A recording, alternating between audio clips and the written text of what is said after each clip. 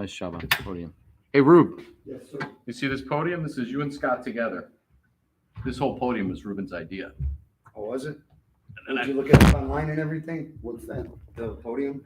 No, he saw me standing with a bunch of rickety furniture in my living room. And then he's like, you need a podium. So I got it. Thanks, Rube. You recommend, remember, you don't remember, but I put it together. Did you? Yeah. you recommended that I get it, Rube. He's got another project for you to put Yeah, together. I know. I hated someone. Did a great job, man. Don't you remember when you had your first kid? You had to go get the crib and it came in a box? You didn't buy them, you assembled. No, you had to put it together. That's your first I think I argument bought with it your at wife. Target or something like that. Yeah. Gosh, you know what happened? We saved it for both of our children. My wife saves, like she has all their first, second, third grade books and stuff that they little link in. I mean, because my kids, got educated, in Bellwood schools and stuff. Yeah. And you know what? I borrowed it to my sister years later. And they threw it out in the garbage. Oh, What? Yeah, her and my niece. I haven't spoken to my sister since then.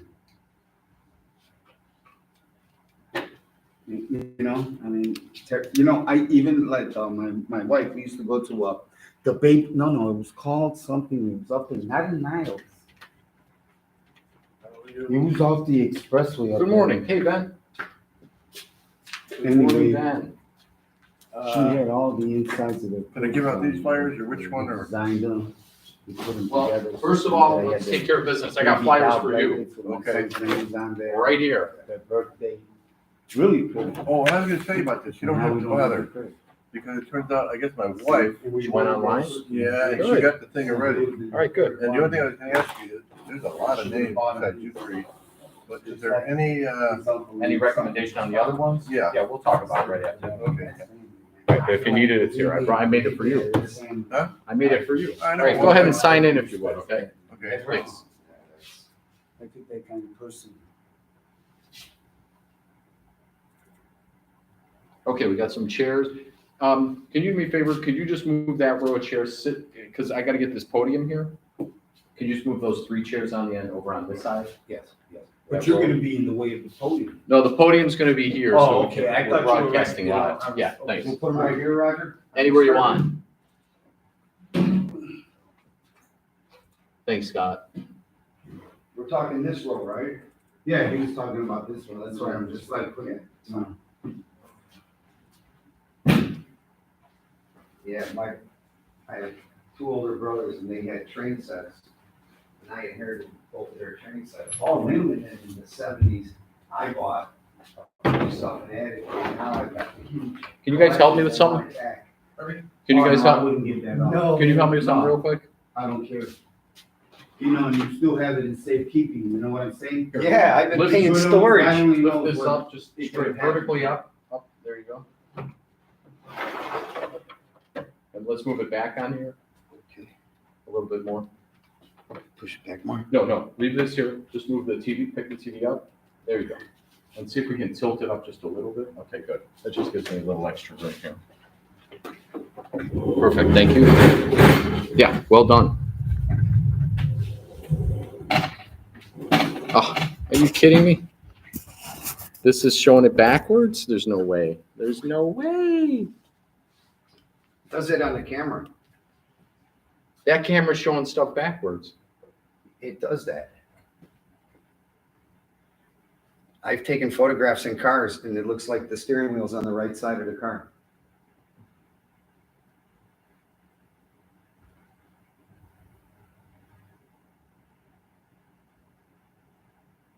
What they call that?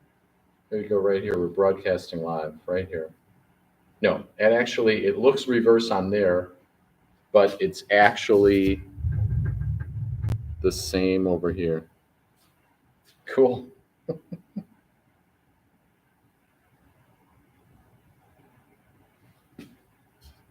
Is it possible to put that TV more in the center of that table? I think it would be, just so you could be there and everybody. I mean, move the inside table this way? Yeah, Yeah, let's do it. visually, Okay, they won't just have a get head on- in front get on of that them. side if you would, just I'm slide. just asking. Get on that side of the table, Yeah. just slide it this way. This is affecting. No. No, Yeah, no, just no, hold no, back, no. Scott. Just hold back. We're gonna go real gently. Yeah, there you go. Beautiful. Thank you, gentlemen. Just so, That's it. That's all you wanted. so the people don't have Okay. a head in front of them. Let's slide this over just a little bit. It was affecting my Asperger's. Okay, there you go. Okay. Good. Beautiful. See, Nice, thanks for, I was hoping that you would be on the other side. well, this is good because this is No, my, I'd rather have you on that side because then their visual won't be obstructed by you at all. But that's me. I'm considering you can move it around. hey, Juan, how are you? Good morning to you. Did you get my email? Yes, I did. Okay, did it make sense? Yeah, makes sense. This is Scott, Ruben, Ben, Juan. Nice to meet you. I met you before. Probably. Oh, wait. You were the one who was talking, right, that one time? One time, yeah. Yep. Let's see if I have any particular.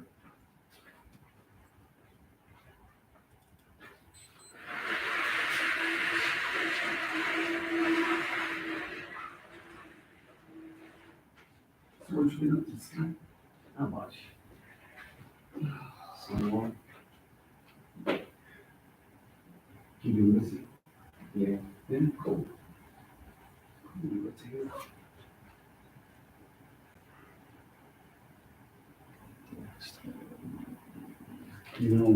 I was thinking, I'm gonna be with it. And it's never brought up, and that's the point I wanna start talking to residents over there on one about how the school buses, oh man, you should see right there at the corner.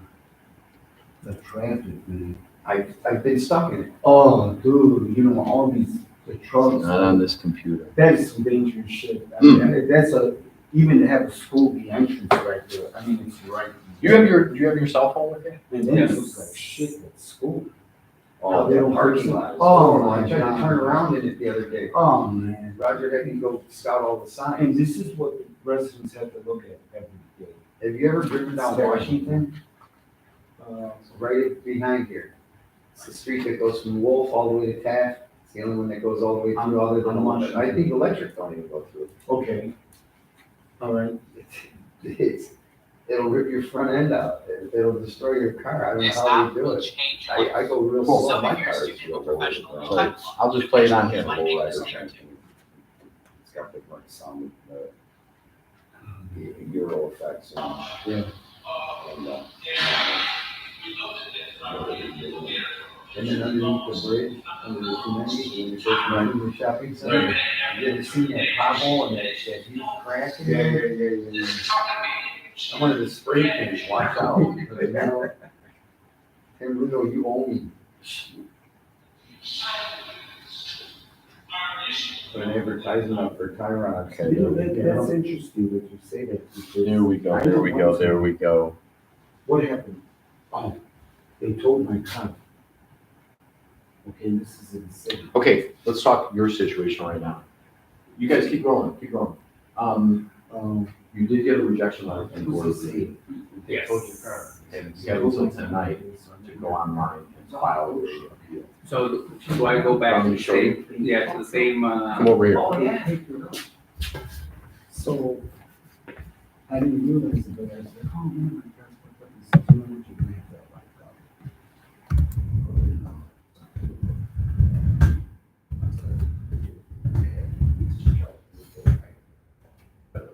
The County Board of Review, that's where you're Okay. going, all right? And I'll pull up my email and send this to you. Here's their thing called forms, which is their complaint form here. Okay. Okay, but you have to do this online. Okay. That's the best way to get this done, because I don't think you're gonna be able to pull it all together and, I don't think you're gonna be able to pull it all together and file it and So this postmark it by is the one that tonight. I'm doing? Correct. Okay. I mean, this is essentially the one you're doing, this complaint form right here.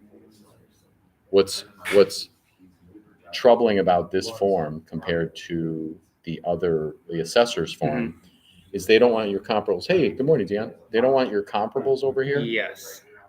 They just want you to fill everything out here, some details here, but then you have to submit and upload everything. Dion, can I pull you in real quick, please? Yeah. Good morning to you. This is Juan, our neighbor. Dion, How's it going?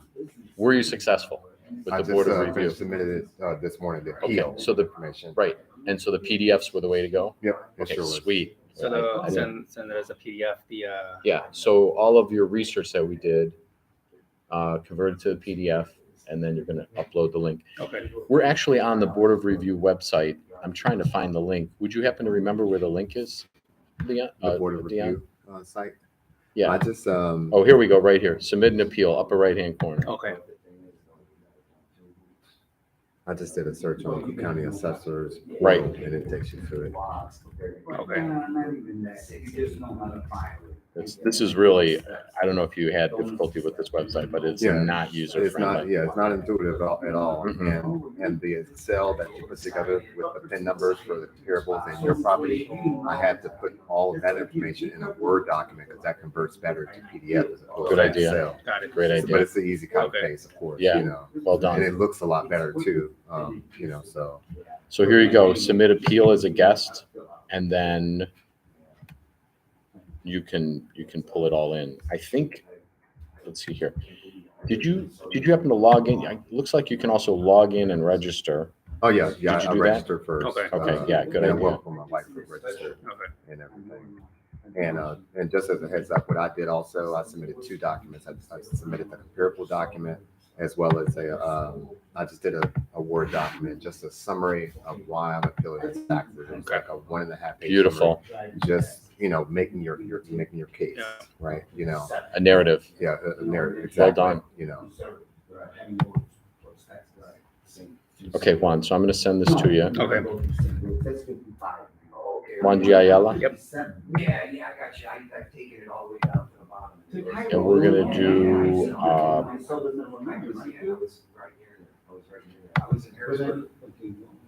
I'm going to give you this here.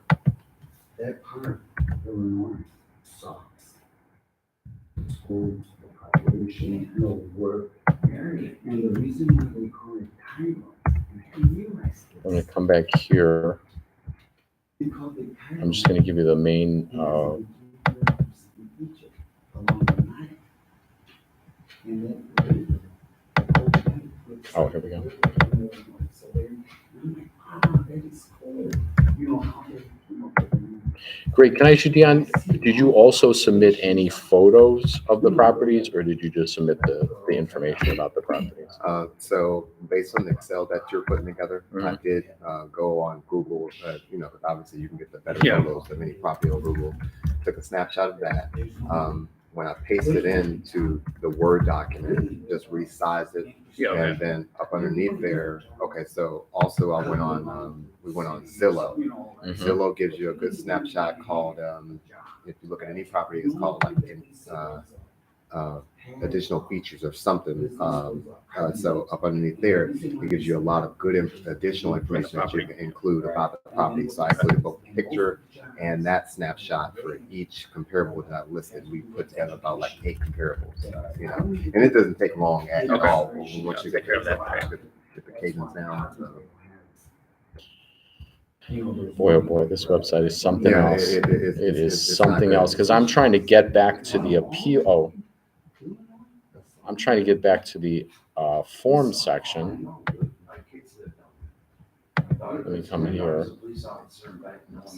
Oh, here you go. Instructions on filing an appeal. So this, they have some rules and regs. I have the doc. Let me pull the document.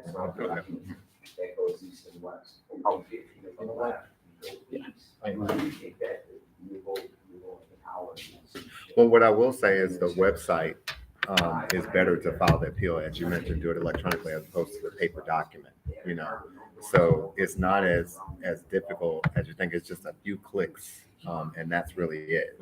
Just the supporting documentation is what's really needed to add on there. It's kind of cool, but then there's nothing there.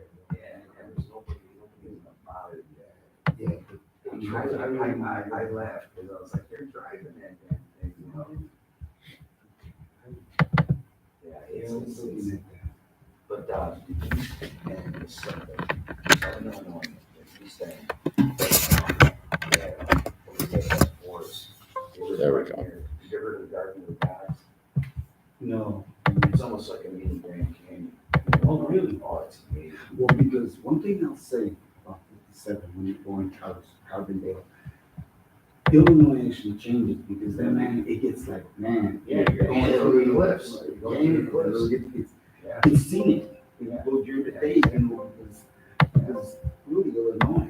is- Come on now. Other than, let's say that section and Galena, you have Galena territory, which is beautiful. That's another part of Illinois that's beautiful. What's going on? That Illinois is like, it's flat. It's flat. There's Oak not- Brook is amazing. Oak Brook is. Let's go over here. They got hills. Let's go over here. Yeah. Downers Grove. That's like I worked on the projects in Derry, and they bought it wooded. Oh, here we got it. I remember, I had just, I was in the premise, I was second. I know I did a whole rules and regs on the board, so let's go over here. These houses were like 25, 3,000, 3,500, so they were huge. I know I did a whole, what did I send? Oh, I sent you some links. That's what I sent. I sent you some links on how to appeal. Yeah, and as I mentioned, it's really straightforward if he just goes straight to the website. I mean, the website is not all that great in terms of uploading documents, but the process for going and doing an appeal is just a couple, read through this, agree, check this, drop down this. It's really simple as opposed to that paper output that they do. Because I seen the project going up over a year. Okay, let me do this. I have, you have the links to the whole, you have the links to the Board of Review. Okay. On this site, there's some rules and regs, but Dion really laid it out clearly. You've done the research with the comparables. Copy and paste that into a Word doc. Go grab, they want you to put photos. They want you to put photos of the front of the houses. Okay. So just kind of copy and paste it, throw a photo next to it. You know, I don't know if you know how to use the wrap text, Yeah. but you select on the image and then you can move it around. Yeah. Okay. And then I would really do, again, Dion, great idea here is include a narrative. Yeah. My property is this. I'm way overvalued. And the reason is these comparable properties, they're similar in size, construction, age. I can't remember if your property's younger or older, but if you find some of those hooks where your property's younger than some of the other properties, put that down. Okay. If you have less land or a smaller building than the other property, put that down. Just Okay. throw as Yeah. much at it as possible, right? Okay. One of the other things that we did, if property has a driveway and you don't, list that. They may have 2 bedrooms more than what you Yeah. have. List that. Okay. They may have a finished basement. We put everything in there. Okay. you know. Yeah. No. Good. All good. And then across York, it's right before you go underneath the Indian Bridge. I got 11 o'clock. And I got Okay, beautiful. Thanks. It's amazing. They have the little waterfall, the stream and stuff. Oh, it's nice. 200-year-old trees everywhere. Okay, let me get this here. We'll go here Yeah, just like Star Brand. and we'll go. Let's go. Let me turn my phone off. Oh, I don't want to turn my I phone remember, I probably went to Starbucks maybe twice or 3 times in my life. Yeah, but I've never really gone consistently, like to say, oh, I'm going to go Starbucks once a year, so I've never done it. I'll tell you what I like to do. I like to go to those office. Oh, yeah. And I want, there's, when you take your paper of the tools and you start in a certain area, but this is going to be a ride for miles. Oh, I know. And transport to a certain destination, you need your cars and all that shit over there, but they take you there. Okay, let me do that. He goes, look, you're not ashamed about this, but it's not like. Easy. But he- Okay, he loves. sounds good, sounds good, sounds good. Good morning, everybody. Morning. Hope you don't mind. I'm going to stand here because I love to stand actually. We welcome everyone. If anybody's online there, we're streaming live on YouTube. And if anyone is online, you're welcome throughout the meeting You're welcome throughout the meeting here. What is he doing here? Oh, excellent. You're welcome to send an email to us, hillsideneighborsparty@gmail.com, or you're welcome to text me right here on the phone, 773-531-6370. Again, hillsideneighborsparty@gmail.com, or text here 773-531-6370. If you have any comments during our program here, any questions, you can text them right in and we'll address them in real time. Just a couple of housekeeping items. We're here at the Hillside Library. There's bathrooms right around in the hallway here. And we do hope everyone will come back to the library, enjoy it. We appreciate them giving us the space, as a Hillside resident. We'll be back here next Saturday, the 25th, and then the following Saturday, April 1st. So really it's an opportunity for people in Hillside to come, to ask any question, to meet our candidates. Speaking of candidates, let me just see where Julio is. I know his children and his wife have been sick lately. So I just want to see if he's on his way. Give me 1 second here. They've been up all in the middle of the night, going to the doctor, going to the emergency room, things like that. Okay, maybe he's working or something else. What I want to do this morning is have everybody introduce themselves. We'll go around the room real quick and just introduce yourselves and sort of the area where you live in Hillside. We've got Ben and Dion from the Hillside Commons neighborhood. Juan's here from the Northwest neighborhood. Ruben's here from the Warren Avenue neighborhood, where I'm at as well, Warren Avenue, Thiele Park. Our friend Scott's here. So that'll suffice. I can introduce y'all. Dion, Scott, Ruben, Juan, Ben, Roger. And for anybody again online, I'm Roger Romanelli. I'm running for Hillside Trustee. I was born and raised in Hillside. Love Hillside so much. Together with Julio, Gary, and Amy Woodrick, we would like to earn your vote to be your Hillside Trustees.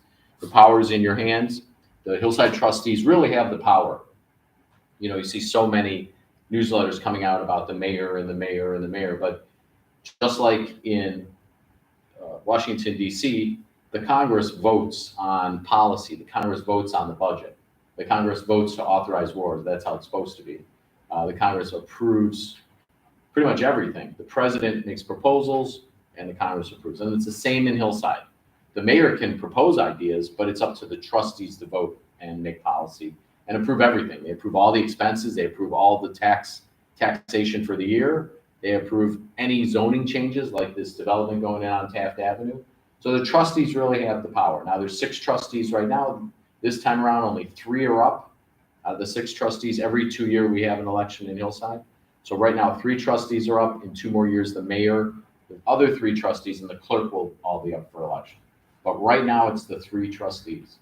The current trustees that we're running against, that Julio, Amy, and I are running against, are Mr. Delgado, Mr. Walter, and Mr. Watson. And as much as I could online, search up and down, even on the Hillside website, it doesn't say exactly when they originally got elected. But I'm pretty sure that Watson and Delgado have been there for about 2 decades, maybe 20 years. Walter came in 2017 when Andy Anderson, the former trustee, became disabled. So they've been there for a long time. And if you're satisfied with everything in Hillside, if you're satisfied with the taxes, the expenses, your sidewalks, speeders, economic development, then vote for them. But a lot of us are not satisfied, and we think Hillside needs change. So it really comes down to you, the voters, making a decision and helping connect with your neighbors. Whenever we have a meeting, the first thing we want to talk about is safety. So what I did is I put down some safety tips of what we're seeing in Hillside, and maybe we'll get some feedback from all of you. But safety is the most important thing we could do as trustees, as community members as well. So again, COVID's out there. I'm going to pump this up a little bit more so people can see it, and I'll just come down here. Won't go into all the smaller details. I'll hit the headlines, and then we'll come back if we need to. COVID's still out there, so let's be careful out there. If there is an emergency, obviously you call 911. Every second counts.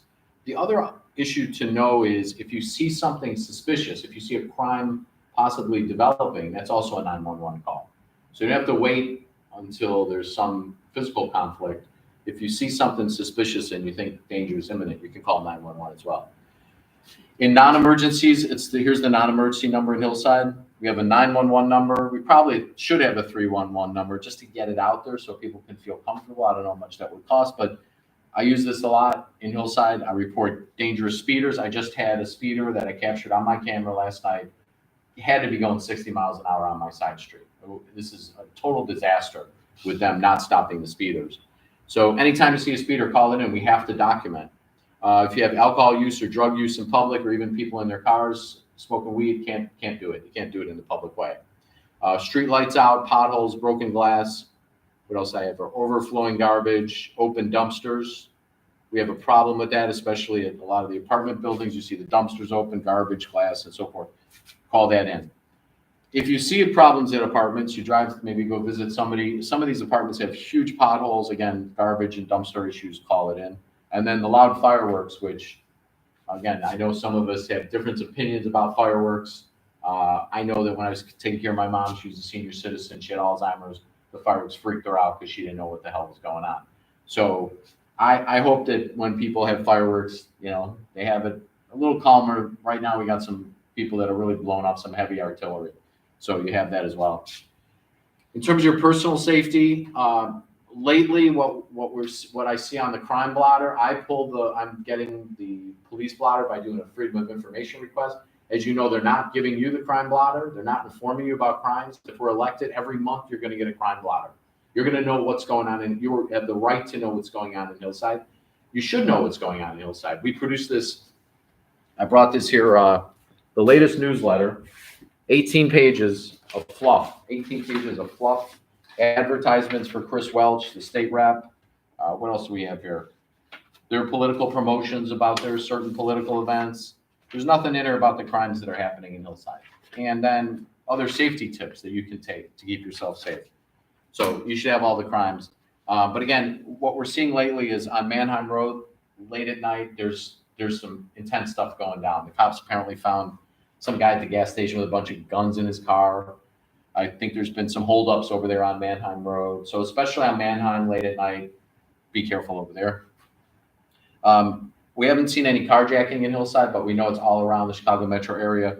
So just as a general precaution before you get in your car or even exit, look around. Okay, in the city, we've had people exiting their car and bam, the carjackers are on them right away because they're surveilling them. And then sometimes we've had situations where criminals are hiding in garages or near garages, door goes up, you go in, criminal goes in, they got you right there with their gun. So just exiting and entering car. Again, beware suspicious activity around the apartment buildings. Last Thanksgiving, someone was shot and killed outside of Washington Wolf. And we know there's been other down by where Ruben and I live. There's been shootings at the apartments down the street. There's been drug dealings. There's been overdoses. So when you're around the apartment buildings, kind of be careful there. If you're walking in Hillside, don't have your audio buds on when you're walking. Make sure you have no distractions. Look around. Carry a personal protection device if you want. Mace spray or noisemaker, and of course, limit the valuables you're carrying on yourself. Anytime you're walking, don't have $200 in your wallet, and try to reduce your credit cards in case something happens. And then beware dangerous speeders, especially on streets without sidewalks. In terms of vehicle safety, what we've seen in Hillside is when people in the winter or cold weather like today, they're warming up their vehicle, they leave the door unlocked, and then the criminals come by and steal their cars. This happened through the suburbs as well. A friend of mine in Skokie, they were warming up the car to take the kids to the school, and here came the carjackers with guns and held them up. So kind of be careful when you're warming up your vehicles. Never leave valuables inside your parked vehicles. Smash and grab your windows. Look out for pedestrians when you're driving. Home safety, lock your doors and windows, of course, security systems, exterior cameras, and lights on at night. I have an exterior camera in my house, $200. It's been really invaluable to record a lot of the speeders up and down my street. Fire prevention, you're clear with that.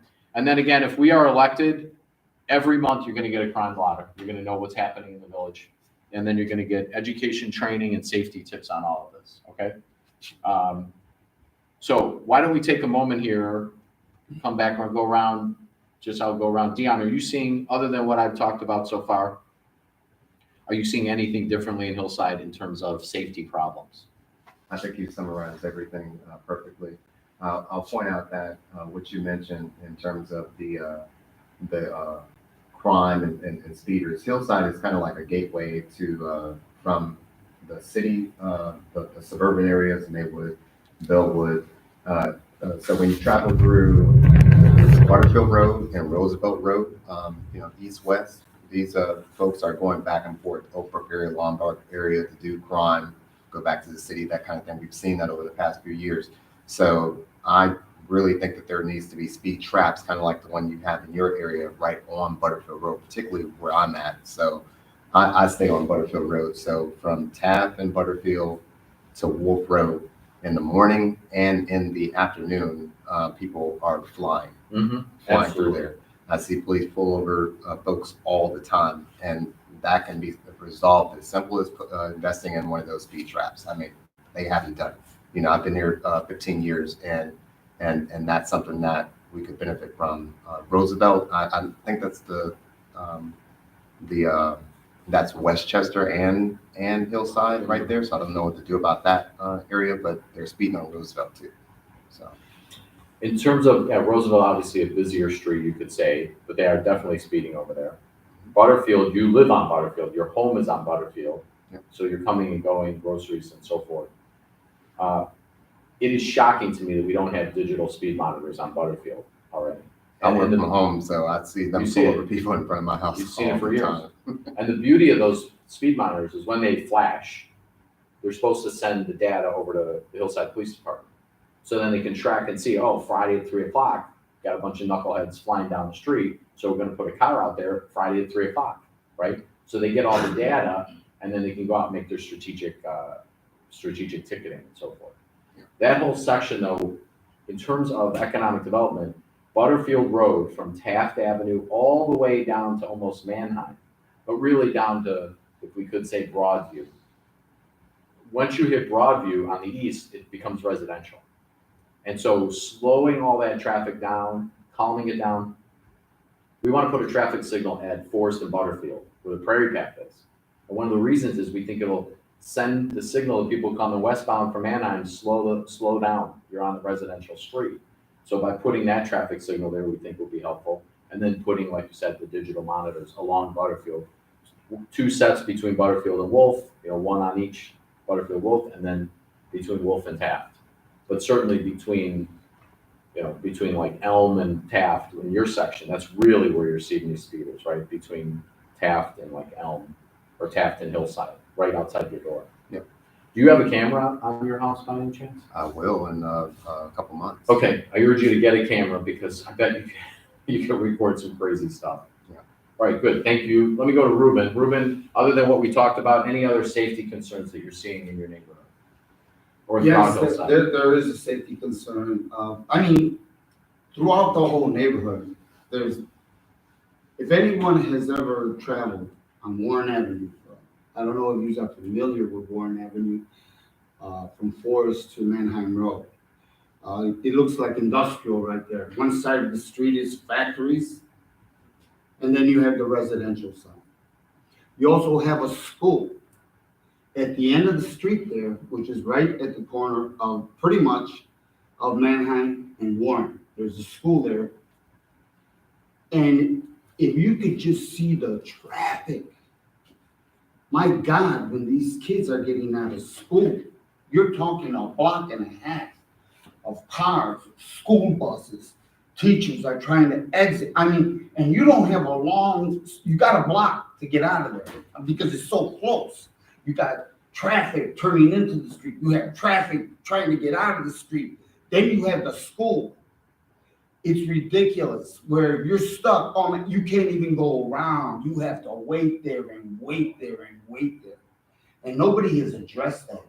And people are like, they're trying to get through. You know what I'm saying? So they're going around. It creates a situation that, why put yourself in that situation? Why? Because no one in this damn town gives a shit and comes up with an idea of how to eliminate that. The other thing, it's ungodly. You look at that school, and it's a disaster. You're talking the academy, right? Right, Warren and Granville. right. The parking lot. Right, correct. And the school itself, if you look at it, and I'm like, look at it. This is what the residents look like. It's decaying right in front of their eyes. It's falling apart. Nobody does anything to that place. Right. If you look at the back of the gravel where they're supposed to do parking and stuff like that, it's totally destroyed. I mean, huge Right, so- potholes in there. Got it. It's just, you know what, it's just, and that's a safety thing too. Yeah, for sure, for the kids. That's, for everybody. exactly. You know, it's just ludicrous on how common sense. Yeah. You know, things that people see. You know? So Rube, just to summarize, the parking lot's in bad shape, we know that. You have speeders on Warren, and you have the trucks blocking the school buses, and the trucks blocking and almost driving on your lawn. Oh, they had driven. It's really not good. Okay. Commercial vehicles have actually let's keep driven on the lawn. Right. Also, we have forklifts going up and down the streets now. Yeah. Now you have semi trucks. There's so much, you know, these people aren't gonna go nowhere. They're making money. Now you have semi trucks up and down the street waiting to get them. This guy created a loading dock on the street when they had a parking lot and a loading dock. He accommodated them and made it a yard. So now guess what? Oh, you need to load this, all your commercial vehicles? Well, use the street. Use the street, and it's illegal. Okay, Rube, sounds good. Okay. I'm Thank you sorry. for, okay, good. Juan, any other safety concerns? I know we brought it up a couple of years ago, street lighting, you know, in my block, I mean, there's no, at night, it's so dark, I mean, there's no lighting. Very deficient. Very deficient. I was talking to my neighbor yesterday, and she asked me if I could please leave my lights on all night. But she, you Oh know, my she gosh. used to work at 4 a.m, and it's pitch dark. All right, here's what I want to tell you about streetlights too. One of our neighbors who's supporting us, her name is Maribel. She lives over at Jackson and Vanna. She called the village 4 years ago, said, I want streetlights. They said, go get some petition signatures from your neighbors. She went and got like 15 signatures. She turned them in 4 years ago. Hasn't heard anything from these people. Same with Gwen Amber over on Cypress. They told her to go get a petition and so forth. So what I'm asking you to do now, it's March 18th, the election's April 4th. We are out in the street. We are out knocking doors like we saw you the other day. If you want streetlights, let's get that petition back on that street. Let's get to your neighbors, say these guys will deliver streetlights, because we will. Because the streetlights are actually ComEd. They're the ones that pay for the infrastructure. ComEd just paid a $200 million fine 2 years ago for bribing Mike Madigan. They have the money. ComEd is asking us now for another $200 million taxing rate increase. Okay? So I know we've tried to organize on your block. If you want those streetlights, let us know. What also would be strategic is have people say, I will put it on my lawn. Because that's another thing that the village does to obstruct that process. And for the life of me, on your block, it is dark and dangerous at night, right? Yep. You literally, between Hillside on the west and Sunnyside on the east, Yeah. you literally don't have a street light in that whole block. So please, I ask you, Okay. you know, you've seen our flyers out. Yes. Now is when the rubber hits the road, because it's an election time. All right, what else? You got street lights, anything else? No, I mean, basically you cover everything there. Okay, thanks. Ben, what are you seeing? Any problems in your neighborhood? Well, just to tie it in with, like you were talking about, I had a scam, actually it happened to me, and lucky I was able to bypass it. Some guy came by and he said, oh, you need from the sidewalk to the house, so I could put a nice coating of white stuff on there. And I don't know, first of all, he started off at $89. I said, oh, that isn't bad. And then when push came to shove, he said, okay, the bill will be $1,500. Oh. And I said, well, where's the thing? He says, oh, it runs like $50 a pound to put this stuff down. And luckily I was able to, he wanted me to go to the bank and get a check or get the actual money out. And then I went to the bank, but I said, no, you know, this is ridiculous.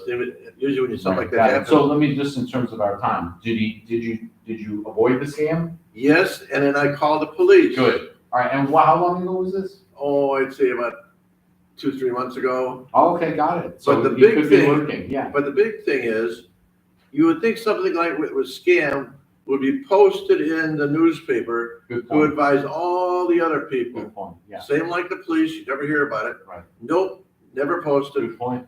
Very good point. All right. I'm gonna put that up on the list as well. We're recording here, just so everybody knows. We're on YouTube Live. I don't think it's recording. I think it's going live. But I'm gonna make that point about door-to-door scam people.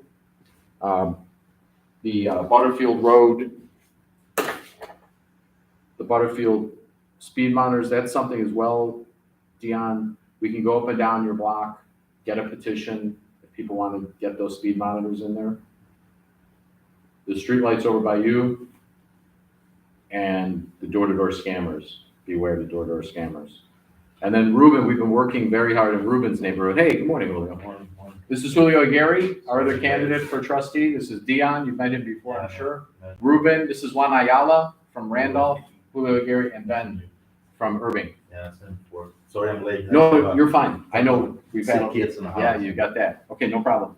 All right, so in terms of safety, be safe, but this is an opportunity to organize, okay? Right now, in terms of the election, if you want us to win the election, please gotta get out there and talk to your neighbors, okay?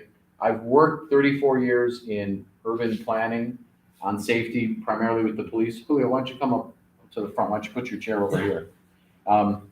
Julio, obviously, he runs a company in Evanston, longtime operations manager. Safety is going to be the cornerstone of our village. It has to be.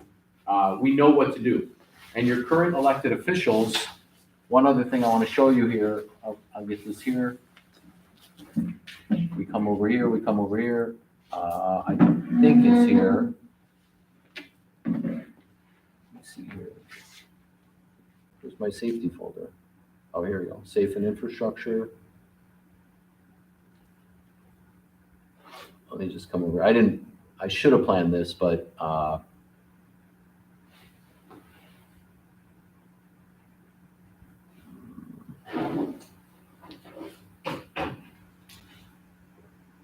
me see if it's over here.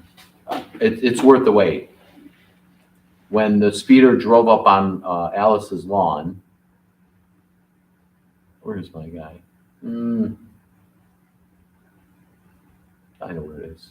Over here, over here, over here. It's over here. Sorry, guys. It's worth the wait.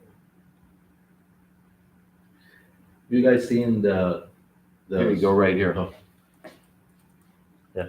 So I'm sure you've seen this in our flyer, but it can't be discounted. We have been battling with the mayor and the trustees to stop the crazy speeders in our neighborhood over at Forest and Madison. Julio's relatives live over here as well. Can you see this, Dion? Did I block you here? So you had a situation where for 6 years we've been asking them to stop the speeders. Last night, I tell you, I was preparing for tonight, 1 o'clock in the morning, I heard like a train engine come down my street. And I have it on video. This car just blew right down the street, right through the stop sign. When I was 6 years old, one of our neighbors was killed by a speeder because we don't have sidewalks. She was waiting for the bus. She was near the curb. He came around the corner, dragged her under the car, and dragged her to her death. All right, we don't have sidewalks. 6 years, 7 years, we've been asking them. All they have to do is put a camera right at the corner of Madison and Forest because they go right up and down Forest. They're going up the hill to buy drugs and back out of the neighborhood. All they have to do is put one camera, go 2 ways, you get their license plate, end of story. Because these are chronic speeders. Last April, car drives right up my street. I was walking the dog. I had to jump out of the way. Goes up to the top of the corner, tries to make the turn. What happens? He loses control. He rams up onto this lawn. This is where they have daycare over here. They have children's daycare here. It was like 5 o'clock. Actually, it was 6 o'clock. The kids were gone. These kids could have been on this lawn easily playing. The car not only went then over all these stones and everything, went into the lawn. You see the tire track, and then literally turned around in the lawn. Okay, this mayor and the trustees, for this alone, they should be thrown out of office. They have completely failed to stop the speeders throughout our village. So go ahead. Right, I was just going to quickly point out, since your area is not a busy street like where I'm at on Butterfield, you guys would probably benefit from having the speed bumps installed because that really slows people down. Once you go over those speed bumps and you tear up the undercarriage of your car, then you're going to slow down. You know. I appreciate the idea of speed bumps personally, but I personally want them to first put those digital monitors on the street. The reason is, when my mom was a senior, she hated those speed bumps. She'd go to the city and visit her cousins, and she hated those speed bumps. Her car would go over it. It would kind of scrape it. Speed bumps to me are one option, but they're kind of the final resort, or the final option. When we put digital speed monitors where there are known speeders and a camera and strategic police action, it has great impact.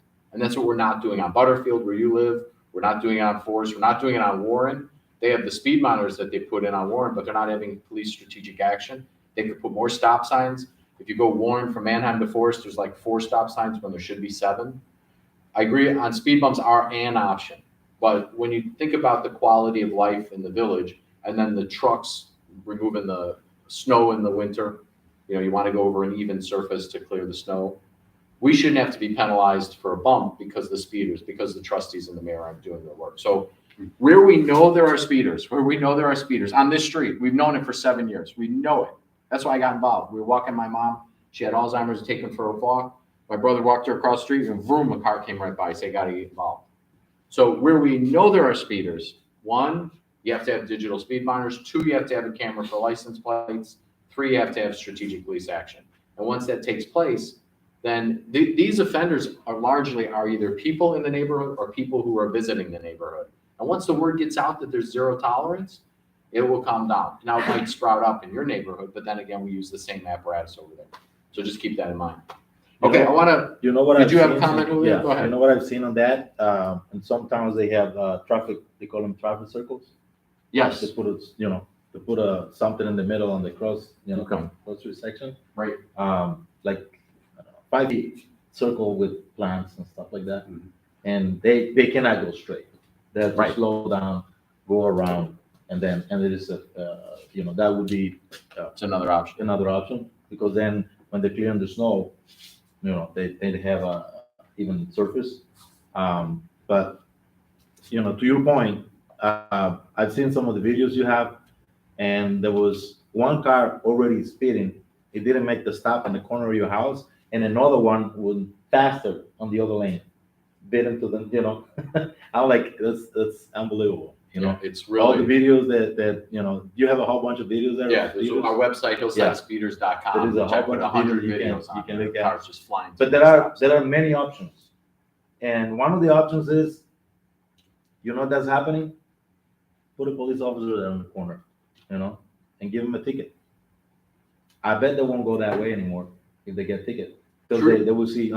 One more true story, real quick. One more true story. Walking the dog, speeder comes by, goes through the stop sign, speeds. I yell at the car, slow down. She rolls down her window and says, "I'll kick your ass." I write down her license plate. I give it I call the dispatch. I give it. I say, "I want to file a complaint." Sergeant comes to my house. "Hey, here's all the deal." He's like, "All right, well, we ran the plate. She lives in the neighborhood." He goes and sees her. He comes back to my house. She says, "None of this happened." I said, "I want to file a complaint. I am entitled." "Nope, it's 2 different stories. We're not filing a complaint. You have rogue police," and now he's the police chief. The current police chief, he's truly, truly bad. Sergeant Murphy, and now Commander Murphy. So, all right, we talked about safety. Let's move ahead because I know time is a little tight. I wanted to then go to, just to give you a sense of social services and resources for people in need. This is something that you look through 18 pages of this newsletter, there's nothing for people in need. Well, there's some stuff for seniors, fire department training, but really it says here, there's nothing really social services for Hillside residents that are in need that oftentimes are causing the crimes. Oftentimes are drug addicts, or they're involved in illicit activities. They need jobs. They need social service training. They need medical assistance. They need food pantries. If we are elected, we're going to obviously bolster all the social services. People are going to know about the resources available to them. We're going to try to go to the folks that are most in need and help them solve their challenges, especially in the apartment. So just keep in mind, we have a whole list of food pantries, job training, services for people with disabilities, for veterans, families and children, seniors. There's all sorts of services. Okay. So Right. the one thing that I think is worth mentioning is that most of the jobs provided by the Hillside, the people that have those jobs, police officers, fire department, and even the Paramedics. the most people don't live in the town, I know they don't have to, but I think that we should give priority to the residents, to the people in the town. If there is someone who's qualified, if you qualify for the job, and we have two other people from different towns, we're gonna give you preference, you should have the first pick if you wanna work there. Public works, those are good paying jobs. And most people, they have those positions, they don't live in the town, you know? Great point, Julio. I think that we should, Okay, let's keep rolling, okay? If I Hold may on real interrupt quick. for Let me just keep rolling on Okay, our okay, program but here. pertaining to what Yeah. you just said. Yeah. Now, I've seen a lot of, I've lived there on Right. Warren and Melrose Avenue for 30 years, okay? Yeah. I've seen these cops retire and start as rookies. You know what I was amazed at? Here they are. I see this cop and I'm like, oh, wow, and he's young, he's only gone. So he's probably like 40 years old, Right. 43 years old. Yeah. Well, guess what? Village gave him a job starting at $65,000 and he's retired from the village. Yeah. That is a job that should have gone to a resident, Yeah, absolutely. okay? Great That's point. So just we an want to, example. we want to look at that local hiring for sure. Okay, let me come down to just talking about what we have done for Hillside.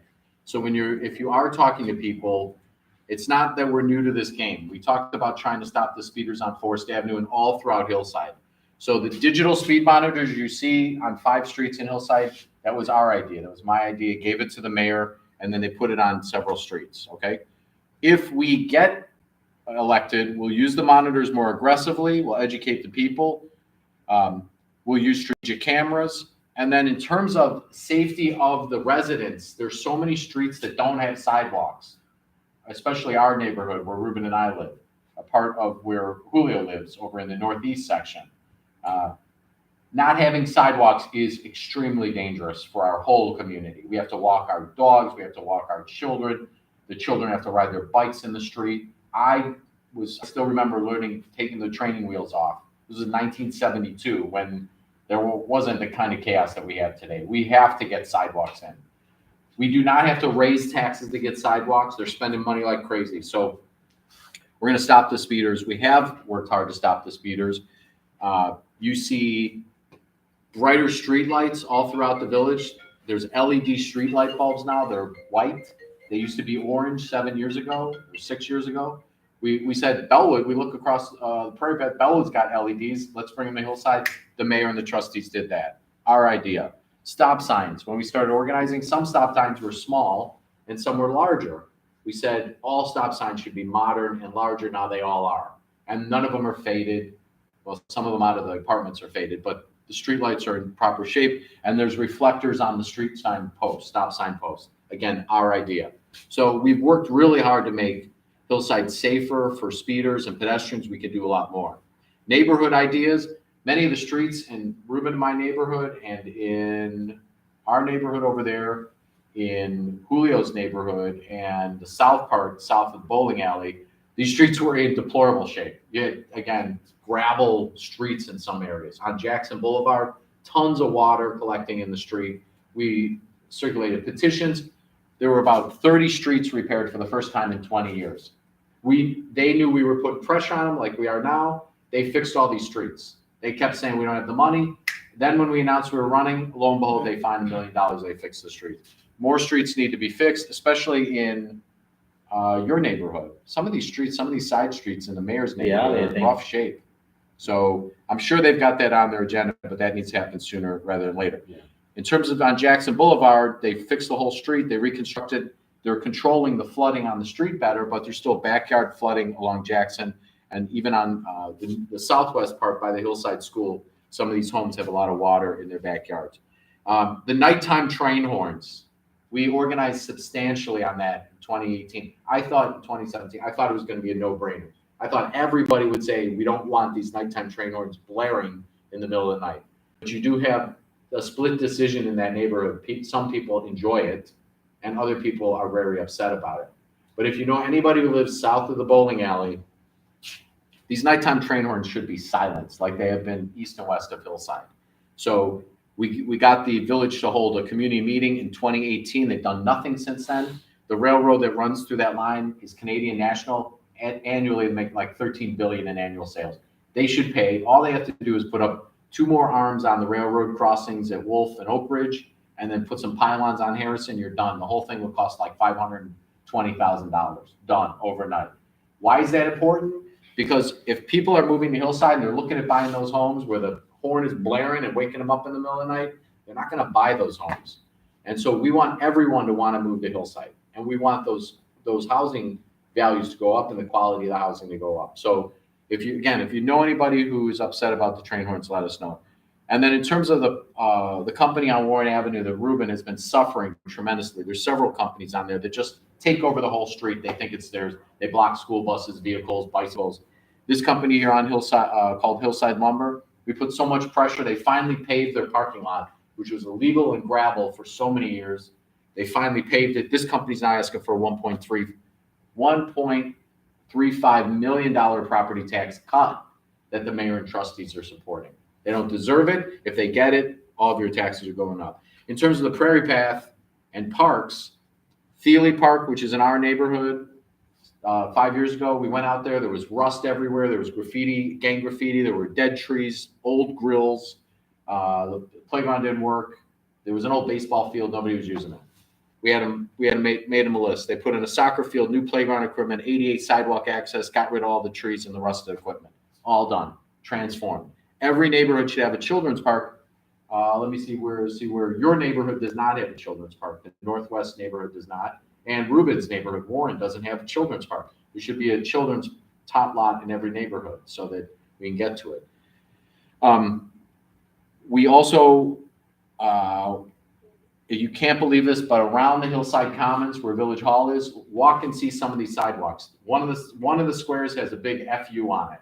These guys have been in charge 42 years, and one of the squares has a big FU written in the concrete that they haven't fixed yet. It's embarrassing. And then a lot of people have been asking for dog parks. That's something that we would research. There are a lot of dog lovers out there. In terms of the Prairie Path, there's a brand new safety crossing at Butterfield and Wolf. That was our idea. We actually called the village in 2015 about that. They said, don't bother. We'll never get it done. We organized not only to get the crossing done, but got a drinking fountain and a dog care station there. The Prairie Path is a jewel of Hillside. It could be economic development revitalization for our village. Between Forest Avenue and Manheim, it is the most dangerous section in all of Illinois. The mayor and the governor are getting ready to dump $10 to $15 million to build a new Prairie Path running on Butterfield Road and Manheim Road. That is completely insane. Our plan is like $700,000. We put a traffic signal at Forest and Butterfield, a traffic signal at Warren and Manheim, and then paint a path on Warren Avenue. Eventually, we put a bridge over Manheim, which the money's already set aside. So they've got their completely ridiculous plan to build a brand new Prairie Path, which again would have the children ride their bicycles on the north part of Butterfield Road through commercial driveways, CVS driveway, the car wash, and then have to go on the west side of Manheim, coming south from Washington, past the Firestone, past the Citgo, past the subway. You don't want kids driving through these busy parking lots. Nobody should be driving or walking on Manheim Road. These cars are flying. You can get things could be thrown at you. A vehicle goes out of control. Nobody should be walking or riding their bike on Butterfield. Also, I'm sorry. Go ahead. It's important along the Prairie Path from Taft Road to Butterfield Road, where you were just From talking Taft to about. Butterfield, yeah. There's a lot of runners, walkers and runners in Hillside. I'm one of them who, I just do my walking and running either in the morning or in the evening, but I would like to do it at night if I have to. That's a dangerous area from Taft to Butterfield Road because there's terrible lighting. There's no lighting. Terrible lighting. Yeah. Right. And we talk about putting those solar lighting. Remember we talk about that? Mhm. That doesn't cost much, and those lights kind of dim out if there is no motion. But, as soon as the sensor feels that somebody's walking by, lights up, and they last at least 8 hours. Whatever Elmhurst did on their extension of the Yeah. Prairie Path, there should be some research on getting that same Yeah. style lighting along. There are a lot of things that can be done in the park, and nothing is happening. Right. Now, they do have some plan. They're working with Berkeley to modernize the crossing there at Taft and Electric to where Hillside and Berkeley connect, and to do some lighting and so forth over there. I think from Taft, maybe back down to maybe Hillside Avenue or Elm over there. But obviously, it's not here in the publication. The hearings are very few. And ultimately, instead of using all this money to rebuild the prairie path east of Forest, I think we should be talking about widening the path. So that if you're a runner, there's a area for runners here on either side, and then the pedestrians in the middle, which is what Minnesota does around all their lakes. They have separate paths for runners and bikers and then pedestrians. So you have a very narrow path. Yeah. But again, they're getting ready to dump millions of dollars to reconfigure the prairie path from Forest to Manheim, strictly so they can get kickbacks from the contractors. Okay, they want to build a new path along Butterfield from Forest to Manheim, and then south on Manheim from Washington to Madison. You're talking at least 15 million. You have to move all the streetlights, widen the sidewalks, put in drainage, the whole deal. That's why we believe our plan is far better. The safest place for the prairie path is stay on Warren Avenue. But let me just finish a couple of these of what we did, and then we'll come back. Yeah.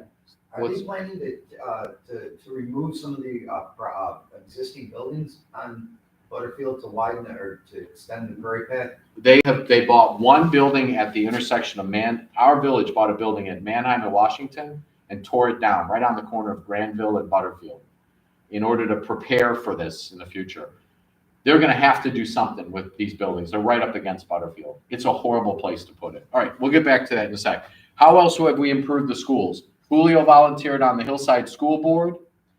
Amy volunteered on the Sunnyside School Parents and Teachers Association.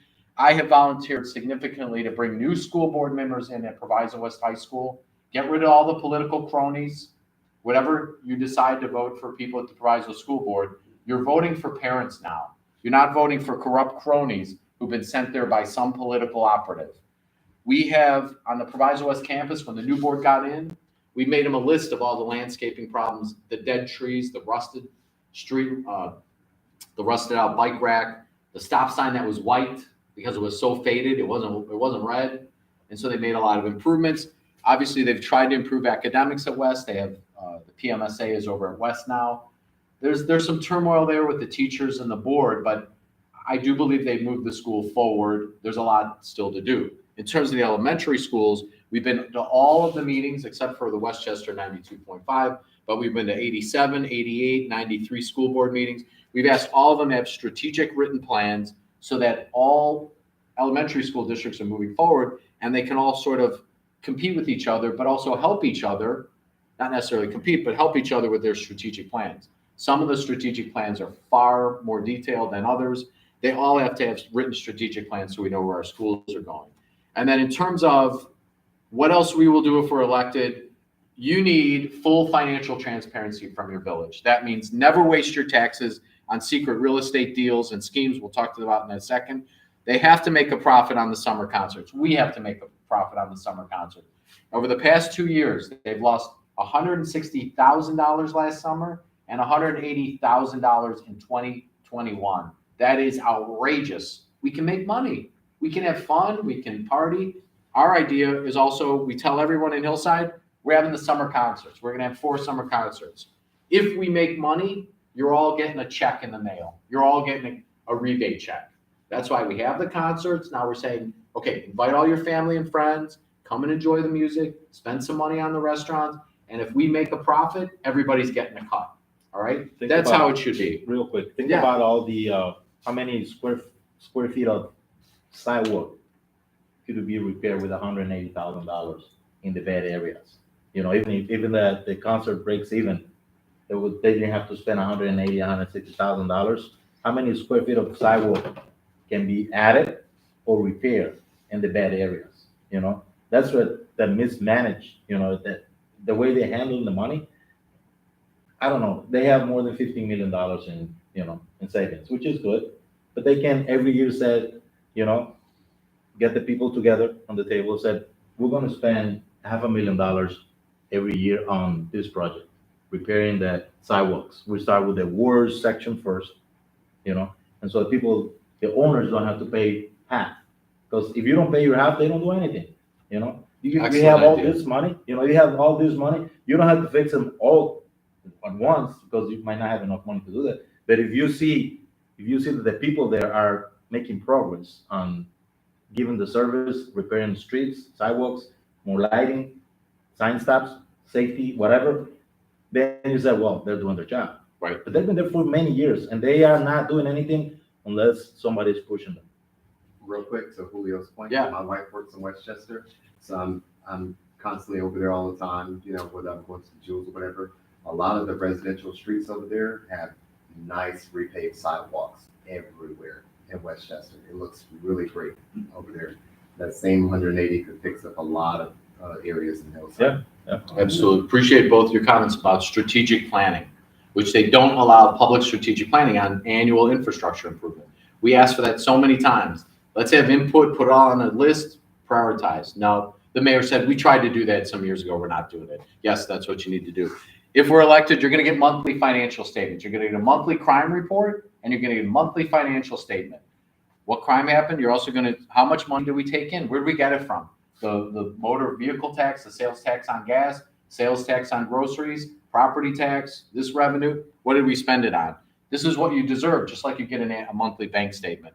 On the annual budget hearings, every municipality has hearings on their annual budgets. What are we going to do the coming year? And they let people come in and see what they want to do and comment. When they make their annual budget, they announce it in November with no public comment allowed. They allowed the number they're going for, the new tax increase. Then in December, they pass it.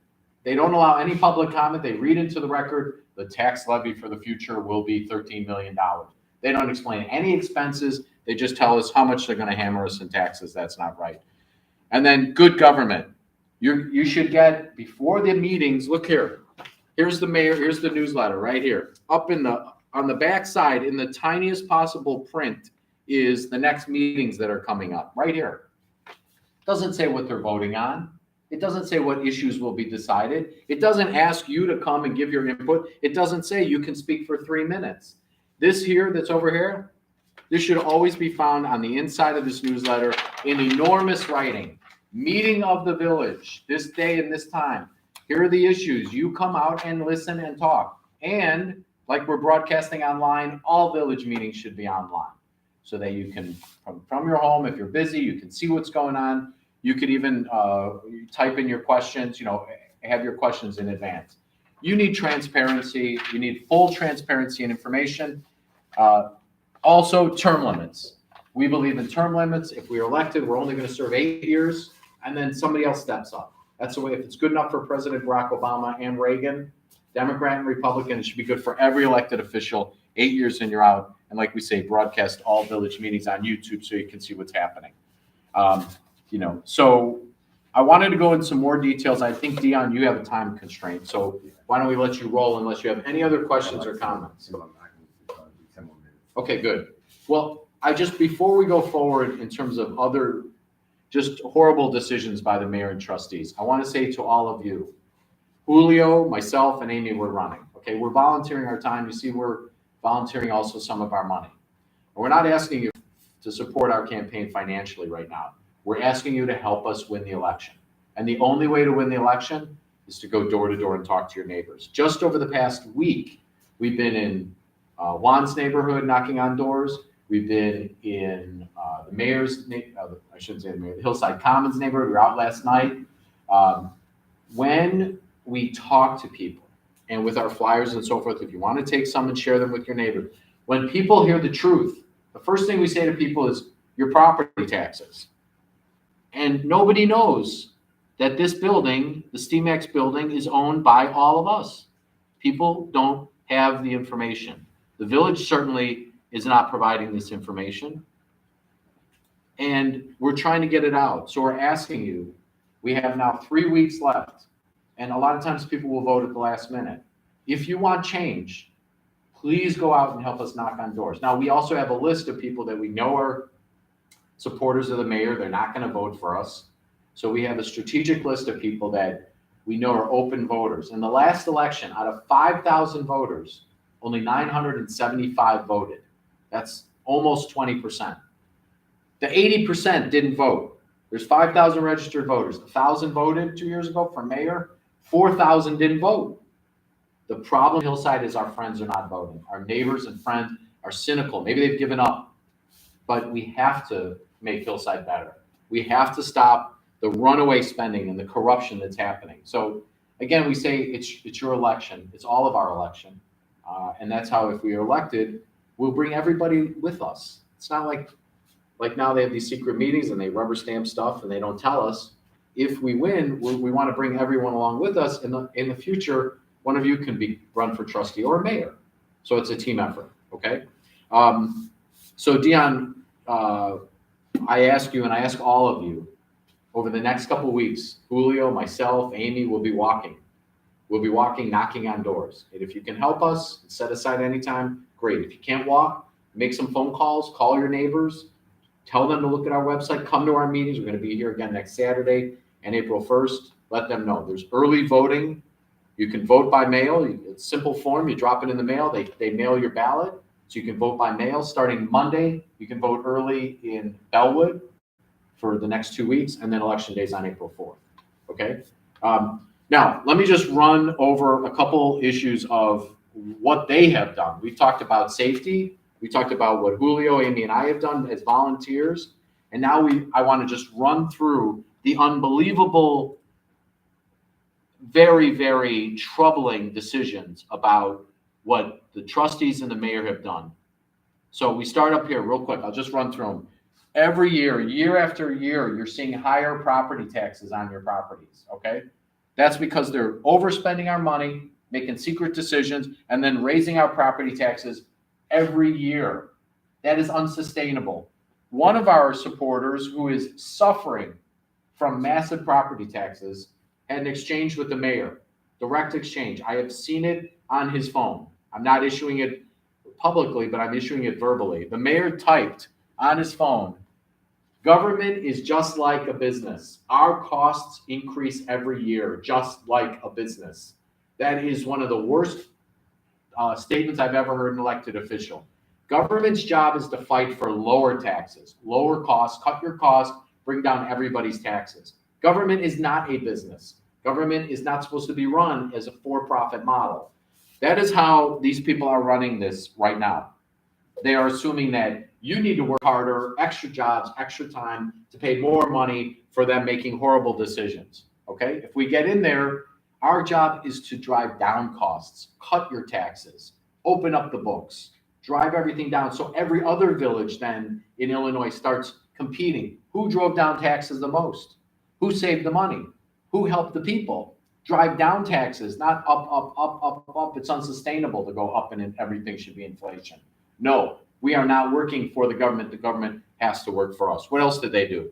We talked about the SteamX property, but it cannot be understated for everybody online and everybody here. This building was for sale as of May of 2018. They started the bidding at $900,000. $1 million for this building? Hell no, it's in horrible shape. I sent Permaseal through there in October. There's $40,000 worth of water damage in the basement alone.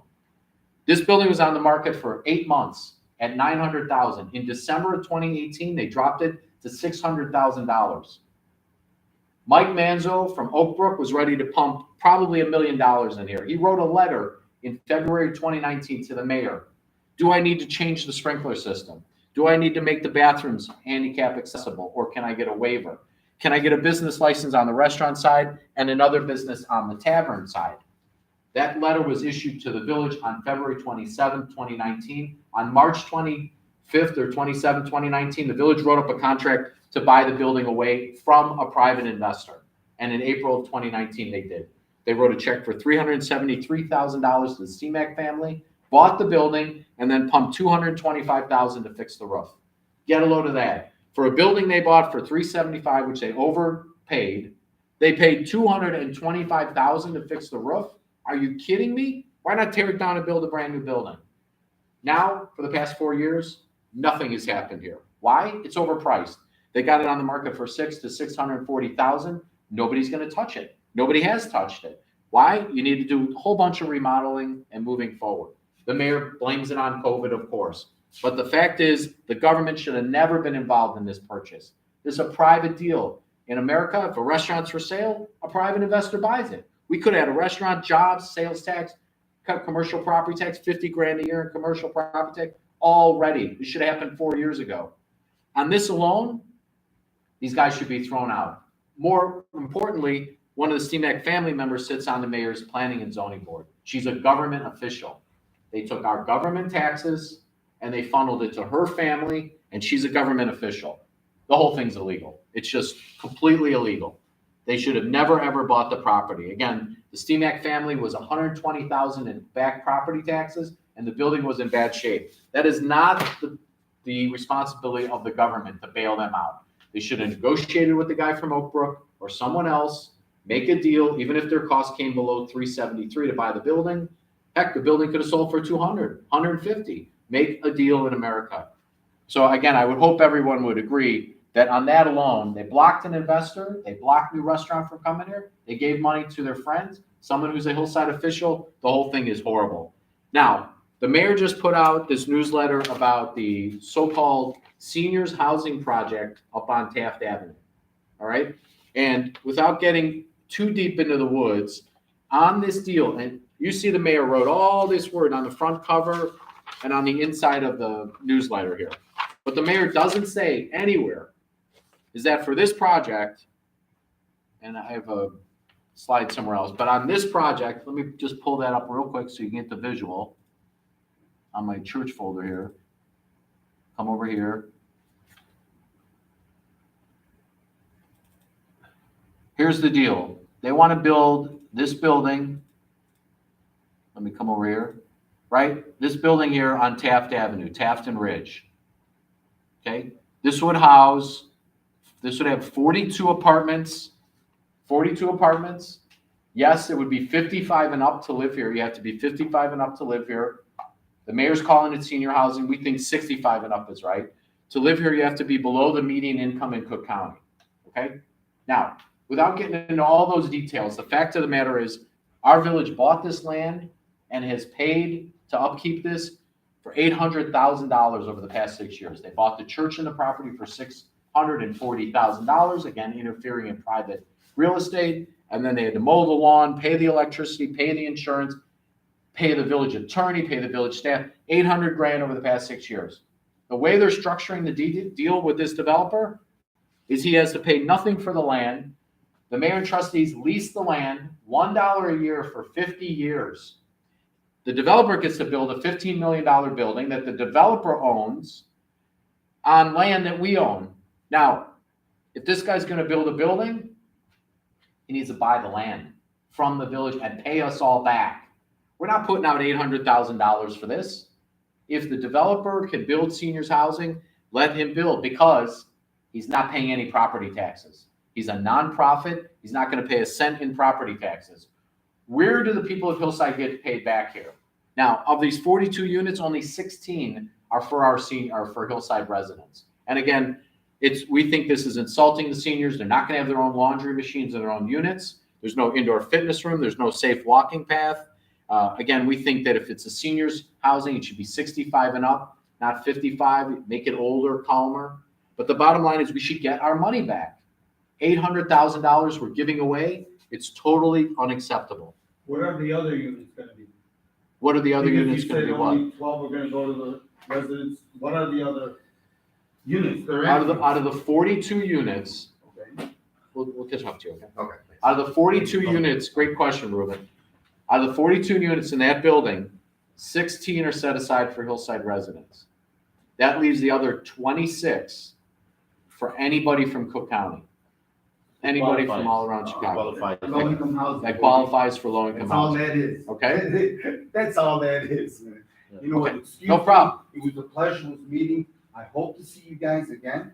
You know, let's get out there, man. Let's get some booty. Let's get Okay, some sounds people good, to- Ruben. Have Take a it good easy. one. Have a good one. Take care. I'll talk to you later. Okay, sounds good. Hasta la vista. So you have that situation. Then you have the mayor and trustees pledged $700,000 to build a bridge over the Eisenhower Expressway ramp on Manheim Road. They said to the state of Illinois, if you give us a $2 million grant, we'll chip in $700,000 Hillside taxes, and we'll build a bridge over one of the I-290 Expressway ramps so that all the children and families who are walking and riding their bikes along Manheim Road can go over the expressway ramp and get to the Target Center. Oh, they left out the fact that nobody in their right mind is walking or riding their bikes on Manheim Road. The only people doing that are the employees that walk, that are along Manheim Road, really.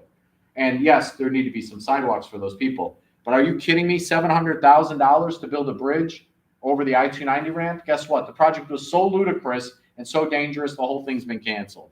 Then you have the summer concerts we talked about. They lost 180,000 and 160,000 in 2021 and 2022. They charged nothing to the restaurants and the vendors. There's about 60 restaurants and vendors there. Some of them are nonprofit, which is good. The Shriners, it's good. The Hillside Baseball League, great. But most of them are for profit. They charge them zero. Home Run Inn Pizza, Cuomo Catering, Paul's Pizza from Westchester. They're making cash at these concerts. They don't pay anything. They don't even pay for the tents. There's people selling mortgages, insurance, candles, jewelry. They pay nothing. Okay, that's why we're losing so much money. The bands, they're paying them on average $13,000. The first night, the Motown band, they paid them $28,500 for one night's music, 3 hours. Your typical wedding band's $5,000. The people of Hillside would be great with a $5,000 band, no problem. And then there's nothing for families really. There should be one night should be movie night. That wouldn't cost us anything really. And then we should have some Latin American music for the Latino families. All of this, we could cut the costs, charge the restaurants to participate, not hundreds of dollars, but they have to pay something to cover the cost, charge the vendors, make money. What else didn't they do? We talked about they didn't stop the speeders. They didn't fix the broken sidewalks like in your neighborhoods, Ben and Juan. They didn't put the street lights. They didn't put sidewalks on streets that don't have them. In terms of the broken sidewalks, everybody should know, Juan, if you want to fix your sidewalk, or Ben, you want to go with the 50-50 program, you get to hire one contractor, the mayor of Berkeley's company. That's the only company you could hire if you want to participate in the village's 50-50. And we found that they are way overpriced and you're not really getting the dollar. So then you go out and hire a private contractor. You drive along Butterfield Road, there's huge gravel holes on Butterfield. They didn't fix those. They didn't even fill them with stone. They didn't focus on helping our schools improve their academic scores. And they instead repeatedly attacked Proviso West High School. Whenever the cops heard about some kids making pot brownies, bam, they called the news. When the cops found a little bit of heroin at Proviso West, which a little bit of heroin is horrible, instead of the cops investigating and arresting, they called the TV stations and blew up the whole investigation. It was horrible. Our children are in danger. In District 87, where Juan lives, and Ben, Julio, myself, they passed a $105 million property tax increase for everybody north of Madison Street in Hillside. The mayor and trustees held no public hearings. They didn't even take a position. And now when you're getting your property tax bills, they're blaming the school district for the higher property taxes. Where were the mayor and the trustees to stop this? They should have stopped this outrageous tax increase. They did nothing. Then in terms of the Prairie Path, we talked about they didn't fix the dangerous part. We talked about them allowing Hillside Lumber Company to break the law every day with their illegal parking lots and their storage materials. They blocked everybody on Hillside from using our community center. We used to use it 6 years ago for meetings like this. They said now if you use it, you have to buy a $1,000 insurance policy for $1 million coverage just to use our community center. In Elmhurst and Westchester, you pay like $50 and you use the community center. They violated the Illinois election interference law. They used government employees to steal our political signs in the last election. They used government employees to promote political candidates.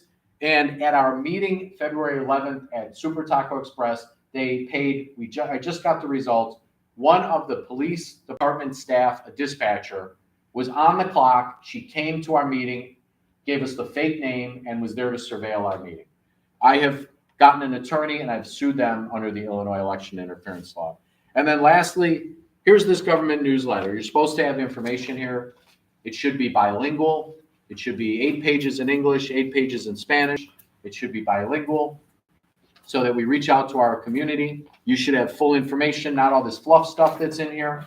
And they haven't used the newsletter effectively. So, Julio, do you want to jump in on any of these points? Well, I mean, it will be, most of it will be repeating what you just said, but I will. Yeah, go for it. Point something out here. They. Why don't you do me a favor, because we're on camera. Let me, go ahead, no, stay right there. I'll bring it around One to of you. the things that they are that they publish here is that they hired this person to help the Hispanic community. They call it a community outreach coordinator. This was our idea too. We told them about that they're not talking to people that only speak Spanish, you know? And so they're promoting this, oh, look what we did. This was also our idea because we've been talking to them about, you're not talking to everybody in the community, you know? A lot of people don't read, don't speak English, and they get a flyer, they don't know what it is. They don't respond, they don't attend meetings, they don't do anything because they don't know what that all, that publish they received is all about. So, and the other thing that I want to point out is that on the real estate side, I don't know if you read through, I read the whole through every page of this, and they said even though the real estate market was bad the last couple of years, Hillside sales were better than all the towns, in the area. All right. Yes. So what do you think is that? Do you think that is good? That's not good news. They want to twist it so they present it to you as, oh, this is good. No, people leaving. People are leaving because the taxes are too high. When a town has, the community is stable, people don't leave every year. They stay. They like the school the kids go to. They like the neighborhood. They like the service they're getting from the local government. And he put this as, oh, we sold more properties than anybody in the area. What is that? You think that is a good thing? It isn't. It isn't. That is a bad indicator. Yet he put it here as something great. This is something good. No, it isn't. It's not good. I like the town. I don't like a lot of things that happen, on the political side because of the bad government we have, but we can fix that. All right. So people leave because taxes are high, and people leave because we're not getting the service we're paying for. And why did I say that? One of my neighbors is a 92-year-old veteran, and he signed up for some of the services that they offer, right? And I asked him last summer. I said, hey, what do you think about the services you're getting? His reaction was like, well, it's better than nothing. Do you think that is fair? We pay too much money for a better than nothing service. That is my personal opinion. I think that our community deserves more, better services, all right? Better neighborhoods, better roads, better safety, better everything, and lower taxes. And it can be done. All we need is people who know how to manage the budget. And they're there to work for the community, not to work for, let's secure our next election. Right. And we'll do things right about when it's election time again. No, if you have a project, you do it right away. You don't wait 2 years until it's almost election time to say, oh, we're going to do this. And then they just shut your face. Oh, look what you just did. You don't have to wait 2 years to do anything that comes up as a necessity, anything that comes up as a good idea, an improvement of any neighborhood. It has to be done right away. You have to figure out a way to get the money, the funds to do it. Just go ahead and do it. And like Roger says, 2 terms is enough. Get somebody else in. Excellent. That's all we need. Okay, now we want to open up to questions from the audience and from people online. Thank you, Julio. This is Roger Romanelli. If anybody's online and they have any questions, I see one person here. Maybe that's Mr. Howard. But if you have any questions for people online, you can text your question to me at 773-531-6370. Feel free to text again, 773-531-6370. I have it right here. Or you can email hillsideneighborsparty@gmail.com. I have it right here. I'll be happy to read your question and answer your question. But why don't we just go around? I know you've heard some facts about what the mayor and the trustees have done, buying these private buildings, not dealing with our schools, not really helping our families, giving them the services they need. Any other questions about what our vision is for the future or what we've talked about the mayor and trustees? Ben, do you have any questions? No, I think you've covered it all. You're 100% right. Thank you. I mean, how long have you been in Hillside? About 50 years. 50 years. Do you think it's time for change? Oh, yeah. What would be your number one reason why you think it's time for change? mainly because, like you said, the police are not advertising, or I forget the word, of things that are going wrong. It's like, oh, we have a hunky-dory, village, no crime at all, everything is beautiful. And I think that the other thing that we're doing is the average person looks outside and, oh, look, they plow the streets, but they don't look past that. They don't look at the money. Okay, we appreciate that. And on your block, on Halloween, we did a brand new thing this year, which was we set up candy stations throughout different neighborhoods.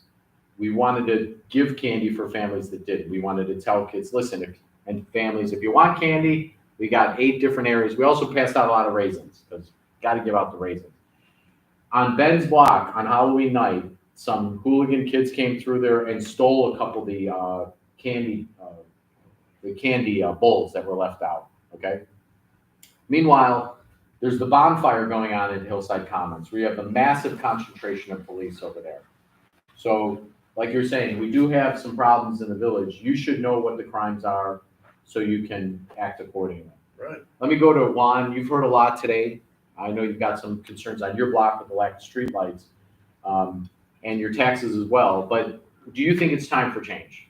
It is. It is And time. why would you say, if you had to pick 1 or 2 reasons why, what would you say? You know, I think, I've been living in this area since 2000, okay? And I think we're not saying anything because we're used to what's happening. So we're like, okay, well, I guess this is it. This is how we're getting. But now we're, seeing this, what you guys got up there. I mean, we know now that there's certain opportunity out there and we can do better, with a different leadership. Another thing in your neighborhood in particular, and Juan is in the northwest neighborhood, which is west of Wolf Road from St. Paul Court up to Hawthorne. You do not, are we going to do a fire drill then? You do not have a children's park in your neighborhood. Every neighborhood should have a children's park. Instead, you have the historic home over at Wolf and St. Paul, which is completely vacant. We spend $6,000 a year for insurance and maintenance to keep it vacant. Our vision is you put a children's park on that site, and then you convert the historic home into like a children's tutoring center, so that younger children can go get the academic tutoring they need at a younger age, so they're prepared for academic success going forward. But the fact that there's nothing happening on that site, you don't have a children's park in your neighborhood, it's not right. I hope do you like that idea of doing something with that historic site? Yes. Okay. Gwen, you're here. Thanks for coming. Mm-hmm. You know Julio, of course. Yes. Gwen, do you think it's time for change in Hillside? Absolutely. And what one or two points would you say? Why is it time for change? My major concern is taxes, because I've been very transparent with you with my taxes, and I think I mentioned the amount that I spend on property taxes a year at the meeting a couple weeks ago. And I just feel like if my taxes keep getting higher, I'm gonna have to leave, the neighborhood. Have you seen a gradual or a yearly increase in your taxes? You're seeing your taxes every year up and up and up. And you have a couple apartment buildings in our village? Yes, I have 2 apartment buildings, and then being right next door to the new development that they're trying to do, it's a major concern of mine, because now, the increase that I'm seeing is probably gonna double because of the project that's with this non-profit project coming.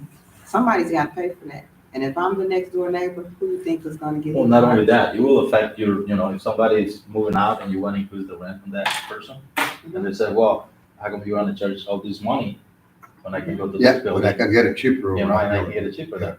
So that's going to be affecting your bottom line, because And then, somehow your rent is going to be restricted to whatever rent they pay on that new unit. So, and then down the line, if I ever decide to sell, who wants to buy a property next to a low income? and with the very high property taxes. And so for everybody online as well, and for you, Gwen, I think John's here online. We thank you for being here, John. You live right next door to this proposed 42-unit apartment building. How long have you lived there? I've been there 16 years. 16 years. Before they announced their proposal on February 7th, did they talk to you about the proposal? No, I didn't get a newsletter or anything. Did you get any kind of written information about what they were planning to do? No.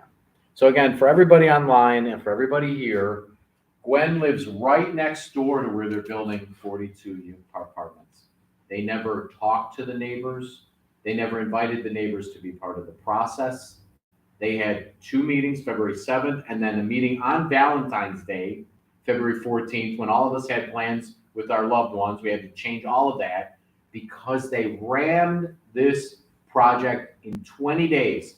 They were planning it for 6 years. It's going to cost $15 million. They want to sign a 50-year lease with the developer, $1 a year for the land, and they rammed it down our throats in 20 days.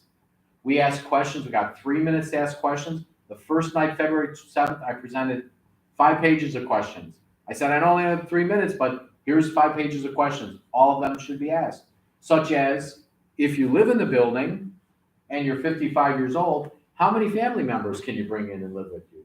Do those family members have to be registered? If you're making 30% of the median Cook County income, which is $20,000, is there a link between crime and people that have lower income, and then maybe they do stuff on the side to make cash so they can pay their bills and survive? Are the cameras going to be connected to the police department? Are you going to monitor who comes and goes in this building? Why can't seniors have individual laundry units in their buildings? If this is a $15 million building built in 2023, 2024, why can't you put stackables? It's only $1,200. None of these questions were answered. It was rammed down our throats in 20 days. It's not the government you deserve, Gwen, because everybody needs to know something right now. If we do not get elected, this kind of monster property is coming for you. In North Lake, they have 6 of these things, 6 of them. I believe they're just getting started to build these government-controlled apartments that all of us are going to have to pay more taxes for, because the developer's a nonprofit, not going to pay a cent. But you deserve them to talk to, Gwen. Don't you? Didn't they deserve to have you as part of the process? At least weigh in on the issues and ask all your questions and get all your answers? I would say so. All right, we thank you. Ramon, nice to see you. Do you think it's time for change in Oh, Hillside? hell yeah, yes it is. I never voted before here. I've been here like almost 10 years, and I don't go to the polls to vote. Are you going to vote this time? It's a monopoly. They have that group over there that they don't know. The other time that we hear anything about Hillside is when it's taxes time. Your taxes went up. That's about it. Beside that, and we got one big problem over there, right? Which I don't know who would be able to fix that, and that is the House? floods. Yeah, the floods and the floods. How the street get flooded. Flooded, yeah. That's the worst part here. When it rains heavy, your street Oh, floods. it's really On Irving. You get, On Irving, your street floods. on Irving, I mean, yeah. Well, one of the issues is on Jackson, we pushed so hard with our petitions. They fixed the whole street. They lowered the street. They put in new sewers so the water runs properly. So maybe on your street, is the water not running into the sewers properly? It's collecting on the street. Is that what you're Well, saying? yeah, it is collected. I mean, it goes in, but it's, I mean, if it's rain real hard for 1 hour or half an hour, it's dangerous. Well, And that shouldn't be right. If No, you're paying way no. too much taxes for there to be standing water over there. taxes, and that's another one, like everybody said, the biggest problem, I think, is taxes. They continue mounting up, going up and up, and, they don't, I guess nobody cares about how the poor people here, the people that are all the way at the bottom, because if you are 100 years old and you live in Social Security and you get a mortgage or something, how the hell you can afford that when you rent? Your mortgage is going to go up another $300 more per month, or $350 or $400. That's what happened to me twice already. And on the taxes, just the final point Exactly. about it. Look at it. When I moved in, I There you go. paid 7 years ago, $4,200 in taxes. Now I pay $7,800 I'm the same. I'm the same host. in 7 years. And about taxes, when you go to these village workshops on taxes, I'll just bring this back.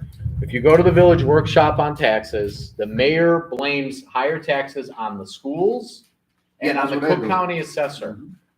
The mayor doesn't tell you, oh, we bought the STMAX building and we wasted $700,000. The mayor doesn't tell you they wasted 180, 160 every year on the concert. The mayor doesn't tell you he's given away 800,000 on this 42-unit project on Taft Avenue. So you're getting the runaround.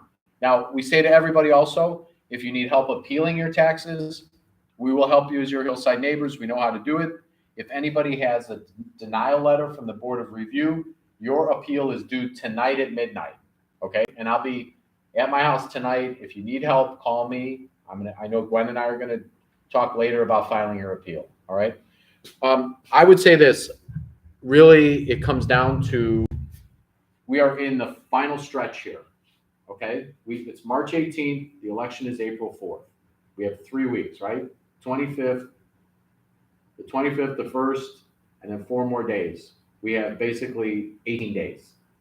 The way we can change Hillside, the only way, is that we're asking you to go out on your street, take our flyers, call us, we'll come with you, and talk to your neighbors, knock on their doors, call them, tell them it's an emergency, tell them it's truly urgent to change our village. They have a network of all the village employees that there are many employees that do work at the village. Now they're out in full force, many of them on our dime, getting votes for them. We also have a problem with some of the nursing homes. There's a nursing home on Frontage Road. There's another nursing home over on Oak Ridge. We can't get in there to talk to the building managers. They know the building managers. They stuff the ballot boxes with their votes, okay? And then there's a major elected official in our village, happens to be Chris Welch, the Speaker of the House, who part of my lawsuit alleges that the Village of Hillside used our government taxes to promote him as a political candidate. But a lot of people on the south part of Hillside near the bowling alley, they're all not all of them, but many of them are Chris Welch supporters. And of course, Welch will not tell the truth about what the mayor and these folks are doing. So at the end of the day, we are creating a movement of Hillside. We hope we will win. We need your help to win. We want to win. If we don't win, we want you to all stay tuned. It's a movement of Hillside. This is the best organized campaign we've had. We've run a couple before. Sometimes change takes a while. But we're asking you over the next 18 days, it's going to get warm next week. It's going to be warm for the next 2 weeks. Help us knock on doors. Help us tell the truth. We were out on your block yesterday, Gwen, on Washington. Guy had to sign up for the mayor and the trustees there. We still talk to him. By 20 minutes, he took the sign down when he understood what was happening in our village. Okay? That's good. It was very good. So again, it's your election as much as it's ours. We are not here to get our names on a sign. We're not here to be officials forever. We want to come in, do our work, and then somebody else comes in. That's the way America's supposed to be. All right? You want any final closing thoughts? What I want to say is that I've always helped different communities. All right, wherever I lived. I moved to United States about 34 years ago. And up to this time, I'm helping people back home in schools. We donated every 6 months. We send money over to the schools over there. All right. I'm also part of another organization that gets medical equipment and fire equipment, trucks, ambulances, and all, stuff like that. And we send them over to different cities and towns back home in Guatemala. Here, I spend time in school, 93 district. And if I get elected, whatever they pay, I will donate that money to whatever is needed. I donate to St. Jude Hospital, and that is just in me. That's what I like. I like to help out. And whatever money they're going to pay me, if they pay anything, I will donate that to food pantries or, the St. Jude and whatever that money is needed. That's what I'll do. Because I'm not doing this for the money. They don't pay a lot of money. And I do my salary is very good, My salary is very good where I don't need to have a second job to support my family, but other people do. Other people have to do that. But, that's just so that people understand that I'm doing this because I like to help. I like to do what's right, and I like to fix things that need to be fixed. And right now, this needs to be fixed. Thank you, Julio. Let me say, we got a question from online. I think it's John Howard. So John, I'm going to take a liberty here. John's question is, he agrees that the seniors housing proposal, these apartments on Taft, should be 62 and up and equipped for seniors with laundry and so forth. So what I want to pledge to all of you is this building is not done. The money is, they're already planning to give 800,000. But as far as I'm concerned, we're going to fight and fight and fight to get it 62 and up and to get accommodations for the seniors that they deserve in this building. So if y'all want to continue to battle on that, we can. John also says, why don't more residents know about all these problems that are happening in the village? And the answer, John, is we, with our own money, with Julio, myself, we've attempted with our flyers to educate you, all right? But again, we have, we've sent out now 5 flyers. We've spent in our campaign probably around $30,000 out of our own money, all right? And the answer is, the information is there, but John, Gwen, Juan, Ramon, Ben, Julio, me, we need to go talk to our neighbors. We need to knock on their doors. We need to tell them it's urgent. And so right now in America, people turn on the TV and they're so obsessed with who's going to be president. And then that's basically where they spend their time politically. They're like, am I one side or the other? Who am I going to vote for president? And they miss what's most important, right in your backyard. Your property tax bill, like Julio showed, that's a lot more than you're paying in some of the other taxes, actually. I mean, you get a lot taken out of your check for federal funds. But we have much more control over Hillside. So John, I say to you online and everybody here, the information is there. We put it on our flyers. Now we have to knock on doors and we have to get people to know the truth. So John, I know you texted me here. Let me just communicate. Says this is John Howard, or I'm sorry if I have it mixed up, Howard, John.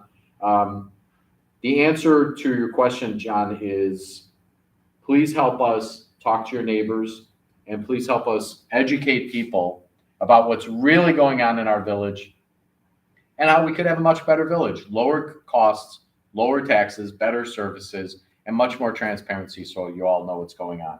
So again, if I didn't answer your question, text back again. If you have any other questions, we're going to probably wrap up here in a couple minutes. But even if you want to call me here on my cell, Mr. Howard, or send another text, you're welcome to do that. Again, the last thing I'll leave you with is voting. What we're trying to do right now is to get as many people to vote now and early. So early voting starts Monday in Bellwood, and it goes from Monday the 20th for 2 weeks to April 3rd. So you can go over to Bellwood. If you don't want to go there, we have forms over here. You put it in the mail. I just got mine. You drop it in the mail. You get your mail-in ballot. You can file those by March 30th, by Thursday the 30th, which is basically 2 weeks from now. You want to vote by home? Fine. Drop it in the mail. They send you your ballot, and then they will send it to you every year from now on. So you don't even have to go and vote. So what we're trying to do is get as many votes in the bank right now as possible so that we don't wait till election day. All right? I got mine already. I got 3 of my wife and I. Yeah. Good. You ordered your mail-in ballot. Oh, yeah. And you got it. I get them every year, like to say, well, I mean, when there is elections, automatically I get them, yeah. Okay, and you got it then, and you're all set. Okay, again, it's an honor to work with Julio. He's very dedicated. He talked about his work back in his homeland in Guatemala, and he's a real down-to-earth person. I try to think that I am as well, try to be humble, try to humble myself, understand that if we get elected with Amy as well, Amy's a nurse, and on the weekend she works 12-hour shifts. So that's why she couldn't be here today. She goes 12 hours from Thursday to Sunday, and then she's off on Monday. But we're all really dedicated to service, to listening, and to giving you all the information, opening up. It's your government. It should not be somebody's government who's been mayor for. It's not his government. And the final thought I'll leave you with on this apartment building on Taft Avenue is at the last meeting the mayor announced, now people can come and see me at Village Hall to put their names on the list to get into the seniors building. Why? Why should they have to see the mayor? The mayor should be telling them, call the developer, talk to the private developer. You don't have to come and see the mayor at Village Hall and pledge your loyalty and sign onto a list. That's not democracy. All right, Nick's here. Thank you for coming. Nick's over in our neighborhood. Do you think it's time for change in Hillside? I'll put you on camera. You bet. Can you just give me one reason why you think it's time for change, or 2 reasons? Why do you think it's time for change? I think it's time for a change because the streets have been messed up for a long time. Nothing's getting repaired. They're just taking our tax money, and we don't know what they're really doing with it. I would like to see more of the school system at Proviso West, like educational wise, transformed, not just the gym. Like bringing some philosophy classes, bringing some psychological behavior classes, get these kids who maybe aren't parented right, the proper education. And also, I had like a 45% property tax increase myself, and it's just like, I don't know what they expect me to do with it. So time for a change. Thank you, Nick. Thank you, Julio. Again, we thank the Hillside Library. I'm gonna just check my phone one more time and see if this gentleman texted me anything. Nope, he's all, I think he's all good. And I would say to you, Mr. Howard, online here, if you could email us your email address. Well, actually, I think I have it. If you don't mind, we'll contact you. If you want to help out, you're welcome to help out. Okay. I just want to say, I'm going to leave here. I'm going to go home. Gwen, you call me. I'll help you with your property tax appeal. Juan, if you have any questions about your property tax appeal. Today, if anybody has any opportunity, it's cold as heck out there. If you want to call some of your neighbors, we can give you some phone numbers for your neighbors to call them. Today is a huge day. It's Saturday. It's a great day to reach your neighbors. So we can always give you a list and you can call and head out. Next week, in the next 2 weeks, we're going to be walking everywhere in Hillside. And so again, we thank you for all you do to pay your taxes and be good neighbors. And as Julio said, we lose a lot of young families that come here. And so one of the other goals is help them add additions to their home, build little bigger homes so they can expand their homes, so people can settle and stay in Hillside and grow our village. And so again, we thank you all. Any other final thoughts? Anybody got any final thing to say? All right, I'm going to wrap up online here. One last thing. I know all of you know your neighbors. And even if your neighbor has, one of the other signs on the lawn, talk to them. You have that communication. You have that open channel with your neighbor. That I bet you there is a lot of things that people don't know about, and they support, Tamburino right now and the other trustees, and they don't know what's going on. They're just so used to it. Yeah. Like you said, well, that's the way it is. Too many years. And just talk to them. Just show me something. Do you know about this? Tell me something. Do you know about what's going on about all the things that you saw today? Ask them, and you'll be surprised. They don't know. They don't know. They're just like, they just keep looking at one direction. They so used to the norm. This is the norm for them, and it shouldn't be. We need to change that. They lock themselves in that little world. Oh, well, They don't know no, anything it's been else like about that what's for going 20 on. years, and it's been okay. No, it's not okay.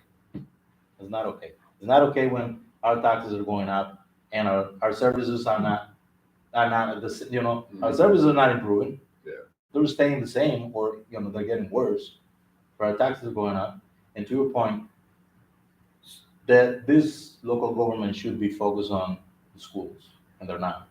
They look at that that's a separate entity. That's other problem. That's not a problem. It is our problem because our kids go to that school. Yeah, man, and it's like a 1% chance the kid's gonna go to the NBA. Like, come on, man, stop focusing so much on sports, dude. Like, let's teach these kids. They're not. Stuff. They don't have the right financial programs. responsibility. They don't have I the wish right I was programs. taught with financial responsibility. And the one problem that I've seen is, because I was on the 93 district, is that a lot of parents, they have this wrong idea that is the teacher's job to educate the kids. And it isn't. It's our job as parents. The teacher's job is to prepare them for the future. But education starts at home. And a lot of parents think like, well, I have this trouble kid, he doesn't want to help me. That I can work with him. Go to school. That's when the other programs come in, right? There are some kids are, in trouble. They can't find the place, this life, and they don't know what to do. And that's what those programs I'm come in 33 years old and and I'm help lost. us. I don't know what It's to like, that's what we need. That's what we need. Give these little kids a little more guidance, because the parents at home, they can't deal with it anymore, and we don't have that. They just skip schools. they, they pretend they go to school, they never go to school, and they're just doing things that they shouldn't be The doing. schools here in Hillside, They're bad. they're net. up Verizon there, is the they're- worst school in the Oh, area. no, I hear so many people talk about it, Yeah. people from Everett that I know, and crime is really bad. Yeah. Something that I didn't even know about when I talked to this lady a couple of weeks ago. Her father does real estate, and she was telling me, she said, oh, Raymond, you live in Hillside, crime is high over there, schools is bad. So people talk about those things, and people don't know about it. They don't- That's a great point though, Julio. Let's not give up. If we have a neighbor that's got a sign, let's talk to them. Let's talk now. But again, we also want to get voters that we know are not committed to the mayor's team to learn the truth, okay? All right, this gentleman, Mr. John Howard, is texting me. So if y'all want to take off if you have to, that's fine. And I will just answer his question straight up. I know he's preparing a text here, okay? So again, if anybody wants to take any materials, you can do that. Julio, thank you. We thank the library, and feel, as always, come back and use the library and support the library. And if you, now that we've been asking to use this room now for a year, they told us, no, COVID, even though the other libraries in the system have been open for a year. So, but if you want to use the library for something, let us know, And okay? thank you for helping me out, or trying to help me out. Yeah. With taxes, remember? Did you appeal to the Board of Review? Did you get a rejection? They have it Oh, that's already. right, you're in the system already. That's right, they told me that already, yeah. Yeah, They called me twice. We had that call the other day. Yeah, we did. Okay, good. Yeah, I appealed. I got denied. They You said- appealed to the Board of Review? Yeah, I did my official appeal for property tax. When did you do that? Maybe like 1 month ago. Okay, hold on real quick. Did you get a letter from the assessor over the Yes. past couple weeks? Yes. Okay, you have until tonight to file your appeal to the Board of Okay. Review. Okay, so I can You can do it, submit I it can again. do it twice? Yeah, I will do that with you, okay? We'll do that tonight. It You says can, based off of marketing value data. yes, the assessor wrote that. Yeah. I want you after the meeting, are you free today or you got plans? I'm a little free. Okay, good. Then you come to my house, we'll load it all in, we'll upload. This guy is getting hammered on property tax. He has one of the smallest and I think he's got the second oldest house in all of Hillside. He's getting hammered Built left and right. So So, 750 square feet. okay, They here we want go. about Wow, 700 700, yeah, that's They want small. 7,000 in property tax. I don't know what they're thinking. I'd sooner burn down my house before I pay that money. Not even joking. That's, And yes, you are joking. Stop with that. This guy's notorious online as well. Don't worry about that. Use all that energy and fire, and let's win this election, okay? Let's win this election. And then we're not gonna fight. Even if we get elected, we're still gonna be fighting. If we get elected, it's gonna be 3 trustees and the mayor against us. So look, it's gonna take a while to turn this ship around. 42 years has been going in the wrong direction. Just let's put all our energy to win this election, and then we'll keep on rolling, okay? We're not gonna break any laws. The Yeah, difference is gonna be that even there's gonna be 3 of us and 4 of them, everybody's gonna get informed of whatever's happening. Those things are gonna change, and that's what we need to start. We need to start telling people what's going on, we need to get people involved, because it's up to us. Whatever happens there affects everybody. And we cannot just, I don't have time, I just let my neighbor go, You have to show up, you have to show how that will affect you, in a negative way. So that's why your voice is needed. You have to stand up there for 3 minutes and say, I disagree with this. This is, what's gonna happen to my house? What's gonna happen to the school, to my kids? What's gonna happen, whatever, If nobody says anything, and that's their model, They hope that nobody shows up to the meetings. They run the meetings, and there is a group of cheerleaders that they have, I call them cheerleaders, because it's the same people all the time. Cheerleaders, And every yeah. time, if you stand out, and you said something negative about anything that working on or trying to promote, there is a couple of them that stand up, oh, Mayor, you're so wonderful, Mayor, just to kind of put things back in balance, which is totally wrong. It's totally wrong. And that's why we need to speak up. We need to say, what is important. And we cannot just ignore the fact that 42 years of the same is it should stop. It's enough time. It's enough time. All right, everybody, thank you so much. Have a great day. If anybody could help us break down some of this, take the equipment back to my car, it'd be great. Okay? Thanks. Thank you, John. We're coming. Have a good night. Have a good day, John. If you want our help, send us an email or give me a text, okay? Thanks. Goodbye now. And do you guys have any of the,